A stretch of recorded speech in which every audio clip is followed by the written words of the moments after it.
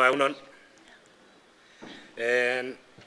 Dakizuenez, gonbidapenean hala jarri genizuen, gaurko ideia zen pixat Gazte Topagunearen egitaraua aurkeztea. Azaldu nahi genuke, ez pixea saiatuko gara, batez ere egitaraua zerren arabera osatzen dugun, ez delako jarri eta lau egunetan denbora nola pasatu edo erabakitzeko egiten den egitarau bat, baizik errealitate politikoari erantzuten dion egitarau bat, eta gero ja sartuko gineke gune bakoitzean edo garrantzitsuenak izango diren elementuak azpimarratzera.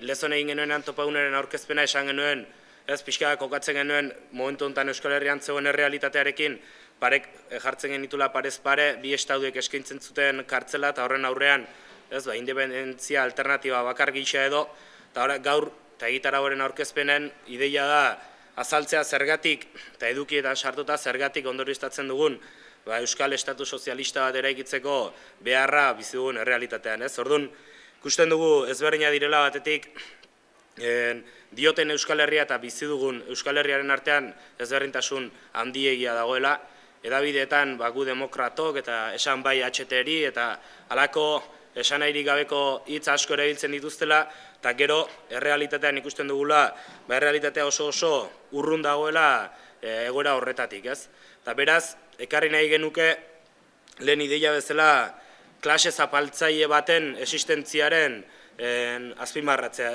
Badirudi terminoiek erabilita dogmatismoetan edo garai bateko kontuetaz ari garela, baina ez da hala, eta hori frogatzen dute eremuz eremu ikusten dugun errealitateak.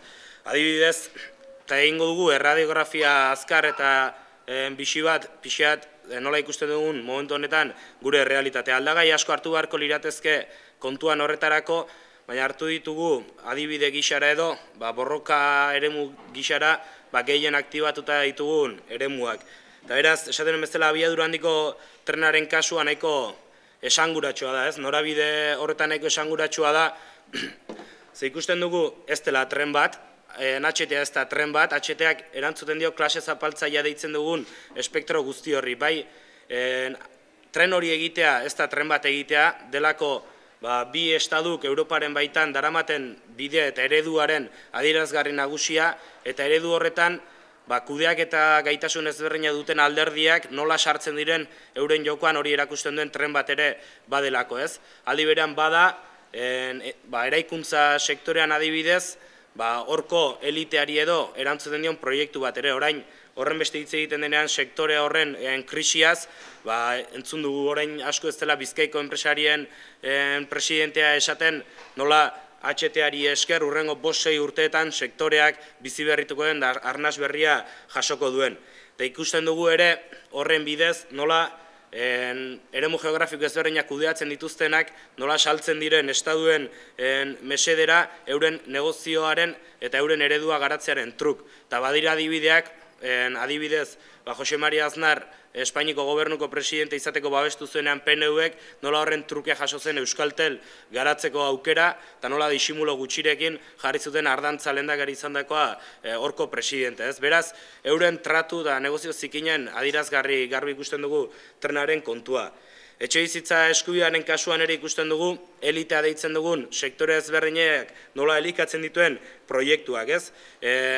Instituzioek euren esku dituzte eskumen pila bat eskubide hori bermatzeko, baina ez daramate etxebizitza politika bat, eraikuntza politika bat daramate. Beti ere aurpegia zuritzeko, baina bermatuz sektoreko enpresa eta interes guztiak, sektore eraikitzailekoak eta sektore finantzierokoak, euren etekinak galtzeari utz ez diezaioten. Eta horregatik ondorioztatzen dugu hor ere, nola ematen den interes politiko eta ekonomikoen arteko lotura hori. Bologna prozesua hitz egiterakoan ere berdin ari gara, maila berean jartzen dugu, azkerean euren eredu hori garatzeko ezinbesteko hezkuntzaren merkantilizazio bat ematen delako, euskararen gainean hitz egiteko garaian ere berdina ikusten dugu, bere garapena egungo eredu kapitalista honek mugatzen duelako eta merkatuaren interesak gaientzin direlako herri interesen gainetik, eta emakumearen eskubideen zapalkuntza edo jendarte parekide bat ezinezko egiten duten faktoren kasuan ere berdin ikusten dugu. Eskubide formalen aitorpenetik haratago ezinbesteko tzat jarraitzen duelako euren ereduan emakumeekiko zapalkuntza horrek. Ondorioz, pixat argazki orokor hori eginda, hortik ondorioztatzen dugu behar duela Euskal Estatu sozialista bat. Batez ere, puskatzen duelako egun eredu hori garatzen ari diren sektoreen arteko interes komun horiek, puskatzen duelako PNV Nafarroa baiek estatuko alderdi konstituzionali, bi estatuetako alderdi konstituzionalistekin izan ditzaketen eredu berdina garatzeko interes komun horiek, eta puskatzen duelako alderdi horiek enpresa finantziero eta eraikitzeiekin duten zilborreste hori.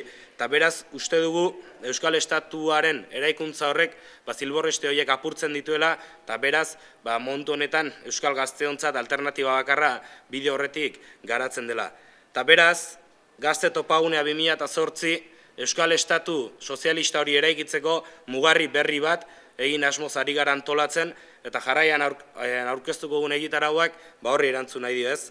Protagonista Euskal Herria eraikitzen ari garenak izango gara hor, izaera parte hartzaile izango du, eta azkenean nahi dugu garatu 4 egunez independentzian biziko den herri bat, Euskal Estatu Sozialista horren baitan independentzian biziko den herri batek beharko lituzken bizi ereduak erreproduzitzen edo saiatuko ginake. Eta beraz, sartuko gara, pixat gunez gune edo nola erantzun asmo diogun, hitzez oso potolo dirudin asmo horiei.